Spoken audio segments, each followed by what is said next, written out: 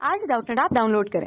Doubtnut पर अपने सभी गणित, रसायन विज्ञान, भौतिक विज्ञान और जीव विज्ञान के डाउट्स का करो सफाया। बस प्रश्न की फोटो खींचो, एक ही प्रश्न को क्रॉप करो और तुरंत वीडियो सोल्यूशन पाओ।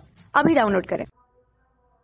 हेलो एवरीवन, आज का प्रश्न है, एक बिंदु प्रकाश स्रोत से एक गोले की सतह पर समांतर प्रकाश पुंज आपतित होता है और गोले की दूसरी सतह से निकल जाता है, तो गोले के पदार्थ का अपवर्तनांक होगा। नीचे हमें विकल्प दिए हुए हैं, तो मान लीजिए विकल्प है ए, बी, सी और डी। तो मान लीजिए कि ये दिया हुआ गोला है और ये समांतर किरणें इस गोले पर आपतित हो रही हैं और इसलिए बिंदु P इस सतह के लिए ध्रुव का काम करेगा। जहां से प्रकाश अपवर्तित होता है हम उसे ध्रुव कहते हैं। तो यहां से प्रकाश अपवर्तित हो रहा है P से। इस गोले का केंद्र C पर है और मान लिया कि त्रिज्या R है। तो ये समांतर किरणें जब गोले के भीतर अपवर्तित होती हैं तो ठीक दूसरी सतह पर एकत्रित होती हैं, फोकस होती हैं, और इसलिए उस वस्तु का जहां से भी प्रकाश आ रही है उसका प्रतिबिंब I ठीक दूसरी सतह पर बनेगा। अब इसके बाद जो प्रकाश है वो I से बाहर निकलेगा, जैसे कि हम देख रहे हैं। तो जैसे कि प्रश्न में कहा है कि समांतर किरणें गोले पर आपतित होती है और दूसरी सतह से बाहर निकलती हैं, तो इस तरह से दूसरी सतह से हमको बाहर निकलते हुए दिखाई देंगे और इसलिए निश्चित रूप से प्रतिबिंब जो है वो विपरीत सतह पर, ठीक सतह पर बना होगा, अर्थात I पर बना होगा, और इसीलिए हम I पर प्रतिबिंब ले रहे हैं। हमें मालूम है कि समांतर किरणें अनंत से आती हैं, तो मान सकते हैं कि वस्तु अनंत पर रखा है और उसका प्रतिबिंब अपवर्तन के कारण I पर बना, अर्थात P से ठीक व्यास की दूरी पर बना है और P से व्यास की दूरी अर्थात 2r दूरी। और देख रहे हो कि यहाँ पर जो दूरियां हैं वो सब P से नापी जाएंगी, ध्रुव से नापी जाएंगी। अब केंद्र की दूरी हम दाईं तरफ नाप रहे हैं तो ये धनात्मक होगा, प्रतिबिंब की दूरी भी हम दाईं तरफ नाप रहे हैं तो वह दूरी भी धनात्मक होगा। तो यहाँ पर R धनात्मक है और V भी धनात्मक है।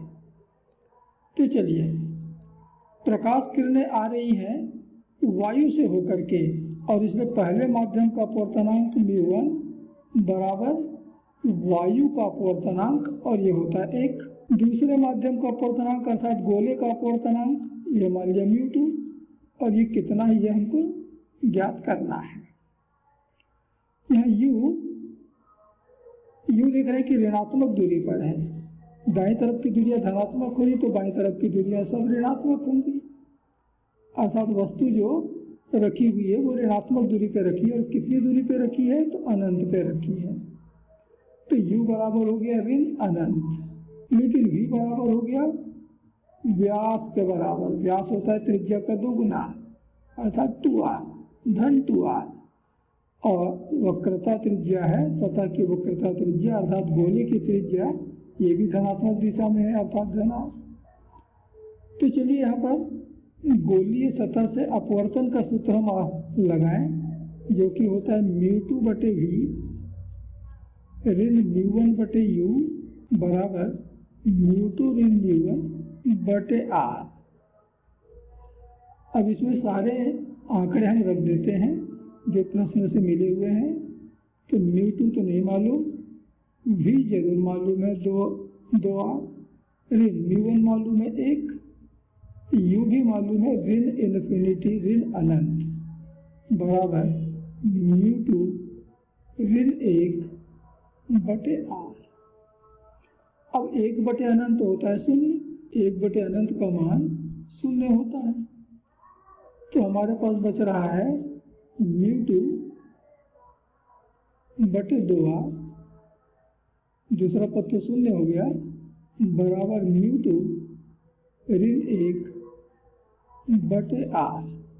तो R तो दोनों तरफ से निरस्त हो गया, तिर्यक गुणा कर दो तो μ2 बराबर 2 μ2 ऋण 2 तो ऋण 2 को मैं इस तरफ ले आता हूँ तो धन 2 μ2, और इस μ2 को इस तरफ ले आता हूँ तो ऋण μ2, और 2 μ2 में μ2 घटा तो बच गया μ2, और इसलिए μ2 बराबर हमको यहाँ पर मिल रहा है 2, अर्थात उस गोले का जो अपवर्तनांक है वो इतना होगा 2 के बराबर, और इसलिए हमारा सही विकल्प हो गया सी, और इसलिए बाकी के विकल्प गलत भी हो गए, बाकी तीनों गलत हुए। तो इस प्रश्न का सही उत्तर है विकल्प सी, अर्थात अपवर्तनांक जो है वो 2 के बराबर होगा। धन्यवाद। कक्षा 6 से 12वीं से लेकर नीट, IIT, JEE वो एडवांस के लेवल तक 1 करोड़ से ज्यादा छात्रों का भरोसा। आज ही डाउनलोड करें डाउटनेट ऐप या व्हाट्सएप करें अपने सारे डाउट्स 8400 400 400 पर।